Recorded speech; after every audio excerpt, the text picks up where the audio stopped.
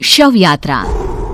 अमरपुर नाम के एक गांव में विमल हलवाई अपने 2 छोटे बच्चों और बीवी के साथ रहता है। विमल की पत्नी ज्योति भूत प्रेत जादू टोने में बहुत माना करती थी। इसका बिल्कुल विपरीत विमल इन चीजों को दकियानुसी माना करता था। रोज की तरह विमल अपने मिठाई की दुकान जाने के लिए निकलने की हड़बड़ी में होता है। मैं निकलता हूँ ज्योति, देरी हो जाएगी, दुकान भी खोलनी है मुझे। अजी ध्यान से, आज अमावस्या है। रास्ते में कोई कपड़ा या कुछ भी गिरा हो तो उसे लांग मत दीजिएगा, बगल से चले जाइएगा। अरे ऐसे तो तुम मुझे पागल ही कर दोगी क्या? हाँ, मैं नीचे देख कर चलूं कि सामने से कोई गाड़ी घोड़ा आकर मेरे ऊपर से चला जाए? दोनों हालत में तो मेरी ही मौत है। अरे क्यों सुबह सुबह इतनी अपसुगनी बातें कह रहे हो जी? मेरे गांव में तो ऐसा आंखों के सामने होता हुआ देखा है मैंने, इसीलिए कहती हूँ, वरना मुझे क्या, पड़ोसी को तो नहीं कहना चाहती मैं। पति हैं आप मेरे, इसलिए बोल रही हूँ। विमल अपनी मिठाई की दुकान चला जाता है। दुकान पर पहले से ही ग्राहकों की लंबी लाइन लगी हुई थी। ये लो, वहाँ ज्योति अमावस्या को लेकर परेशान है और आज तो हमेशा से ज्यादा ही लंबी लाइन लगी पड़ी है। अच्छी खासी बिक्री होगी आज। विमल दुकान खोलता है। एक के बाद एक ग्राहक उसकी दुकान पर मिठाई ले रहे होते हैं। तभी गांव की एक बूढ़ी औरत विमल से कहती है, जिस तेजी से बिक्री हो रही है, कहीं किसी की नजर ना लग जाए, नींबू मिर्ची टांग ले।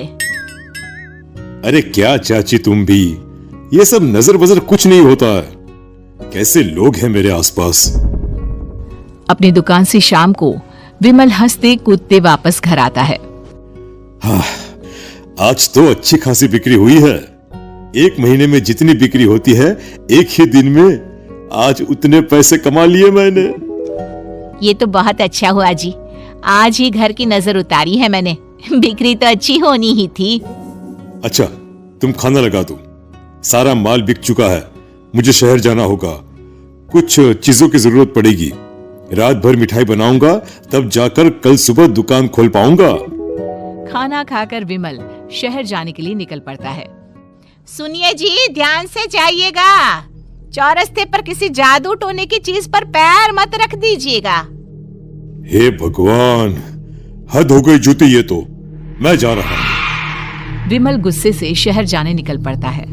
रात का काला घना अंधेरा, चांद की एक भी किरण ना होने के कारण अंधेरे में कुछ भी देख पाना मुश्किल था। जंगल के बीच के एक अधकच्चे रास्ते से विमल जा रहा होता है। चारों तरफ गुफ अंधेरा और सन्नाटा सुनाई दे रहा था, और सुनाई दे रही थी विमल के पैर के नीचे आ रहे सूखे पत्तों की आवाजें। तभी अचानक दूर से उसे कुछ आवाजें सुनाई देती है। अरे, ये इतनी रात को जंगल के रास्ते कौन जा रहा है? शायद कोई टोली होगी। राम नाम सत्य है, राम नाम सत्य है, राम नाम सत्य है, राम नाम सत्य है। धीरे धीरे आवाज कुछ कुछ सुनाई पड़ती है। आवाज धीरे धीरे और नजदीक आती सी लगती है। विमल देखता है कि उसके सामने से सजी धजी सफेद कपड़े में लिपटी एक अर्थी निकल रही है, जिसके साथ 5 लोग ही थे। 4 आदमियों ने उसे कंधा दिया हुआ था। एक मटका लिए आगे आगे बढ़ रहा था। विमल के बिल्कुल सामने आकर अर्थी रुक जाती है। उसमें से एक आदमी विमल से कहता है, अरे भाई, जरा अर्थी को कंधा लगाना, मैं बहुत थक गया हूँ, बड़ी मेहरबानी होगी। हाँ भाई, कंधा तो मैं लगा दूं, पर रात को 12 बजे ये शव यात्रा, इस समय कौन अर्थी ले जाता है? तभी विमल को ऐसा लगता है कि शव में से आवाज आई। ये आवाज। मजबूरी है भाई, आप कंधा दीजिए, मैं रास्ते में सब बताता हूँ आपको। विमल अर्थी को कंधा दिए चल रहा होता है कि उसे ऐसा लगता है कि हाथ में मटका लिए जो आदमी शव के आगे चल रहा है, उसके पैर उल्टे हैं। क्या हुआ भाई, हकला क्यों रहे हो? आपके साथी के पैर उल्टे। विमल अपनी बात पूरी भी नहीं कर पाता कि वो देखता है कि उस आदमी के पैर तो सीधे ही हैं।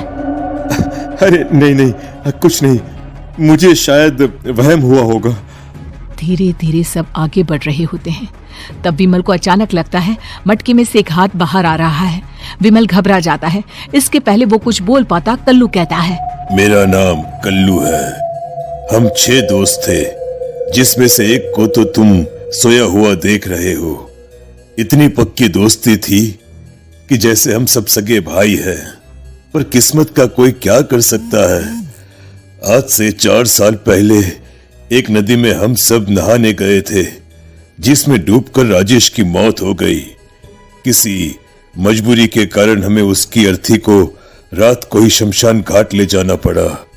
हम 5 उसे ले जा रहे थे। 4 साल पहले आप 5 में मैं कुछ समझा नहीं।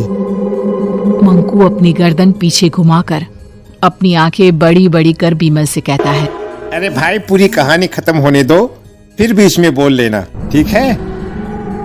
तभी रास्ते में एक हादसे में अपने दोस्त के साथ हम सभी मर गए। वो सामने देखो, हमारा दोस्त।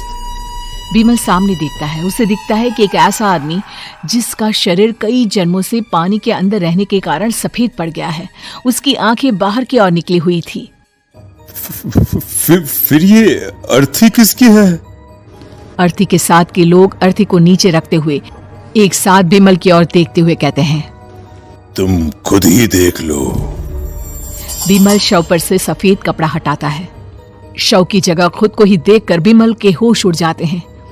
वो शव विमल की ही थी। पलक झपकते ही विमल उस अर्थी की जगह पर होता है।